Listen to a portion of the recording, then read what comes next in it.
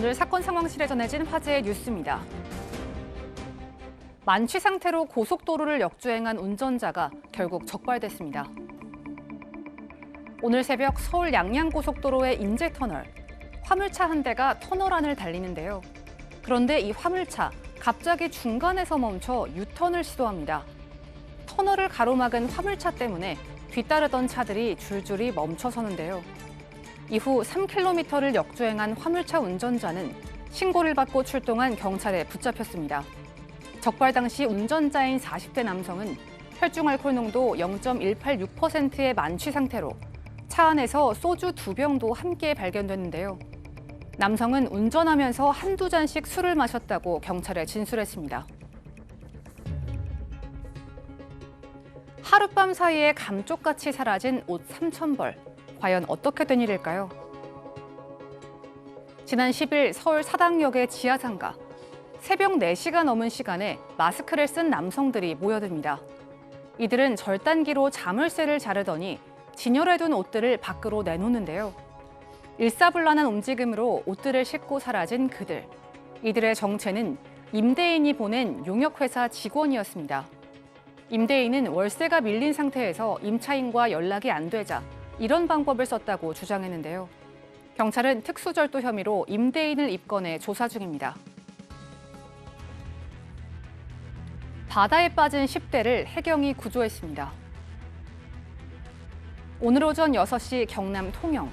바다 한가운데에서 구조 작업이 한창입니다. 여자친구와 헤어진 것을 낙담한 고등학생이 근처에서 술을 마시다 바다로 뛰어든 건데요. 하지만 신고를 받고 출동한 해경이 6분 만에 현장에 도착했고 덕분에 무사히 구조됐습니다. 가습기 살균제 증거인멸로 기소된 애경산업 전 대표의 1심 선고가 있었습니다. 재판부는 오늘 증거인멸과 교사 등의 혐의로 기소된 고광현 전 애경산업 대표에게 징역 2년 6개월을 선고했습니다. 지난해 말 검찰이 가습기 살균제 사건을 재수사한 이후 처음으로 사법부의 판단이 내려진 건데요. 애경산업은 당시 2번째로 많은 피해자를 낸 살균제의 판매사였습니다. 재판부는 아랫사람들이 자발적으로 증거인멸을 했다고 하는 등 납득할 수 없는 주장을 하고 있다며 양형의 이유를 밝혔습니다. 지금까지 사건 상황실이었습니다.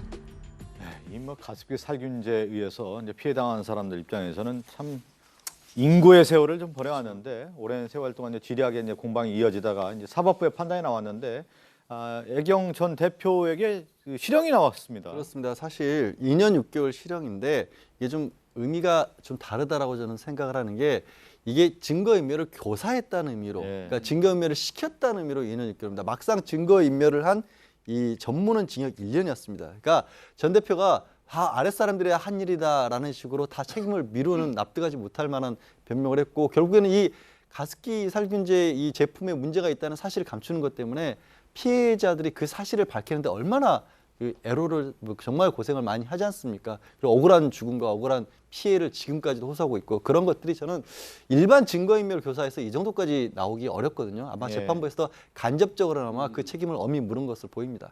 사실 그 가습기에 의해서 사망한 아이들을 보는 그 부모의 심정은 오죽하겠습니까? 그렇기 때문에 그 재판부에서도 이 부분을 좀 참작을 하지 않았나 생각해 볼 수 있겠죠. 그리고 앞서 저희 사건 상황실에서 전해드린 내용 중에 하나가 뭐냐면 고속도로에서 만취 상태로 역주행하는 사람이 있었어요. 네, 오늘 새벽에 일어난 일입니다. 네. 00시 44분이었는데요. 이럴 때면 고속도로니까 또 차량도 되게 빨리빨리 달리고 있지 않습니까? 인제 터널에서요. 바로 저기 보이시는 것처럼 유턴을 합니다. 고속도로에서 유턴을 합니다. 그러면서 3km를 역주행을 한 건데요. 이때 이 피해자의 만취 상태였는데요. 혈중 알코올이 0.186이 나왔습니다. 실제로 차 안에서요. 소주 2병이 나왔는데요. 한 병은 아예 다 비워져 있었고요. 다른 한 병은 반 정도가 비워져 있었다고 합니다. 내림천 휴게소에서 주차장에서요. 이렇게 한 병을 다 마시고 또 운전 중에 한두 잔씩 계속 마시면서 운행을 했다고 합니다. 이렇게 유턴을 할 때 차량 3-4대가 이렇게 뒤가 있었는데요. 큰 사고가 날 뻔했었죠. 요즘 저 터널 안에서 저렇게 유턴을 한다고 하는데 저거 완전히 만주 상태이기 때문에 어이없는 행동을 했는데 그래서 사실은 음주운전에 대한 처벌을 강화해야 된다고 해서 윤창호법이 시행되지 않았습니까?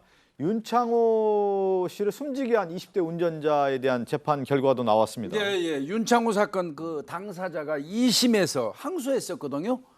징역 6년을 선고받았습니다. 저 1심 때도 6년이었는데 그대로 검사 측이나 피고 측 항소를 법원에서는 기각을 했어요.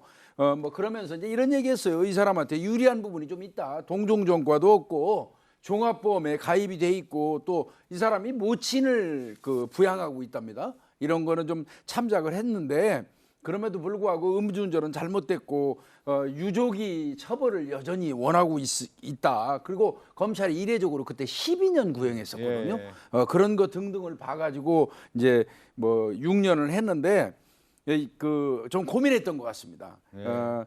그 처벌을 강화해야 된다는 윤창호법 이거 관련돼서 그 이야기가 많이 있는데 그걸 경청하지 않는 건 아니다. 그렇지만 기존에 양형 기준이라는 게 있는데 그 양형 기준의 규범력을 무시할 수는 없다. 이렇게 말을 했습니다.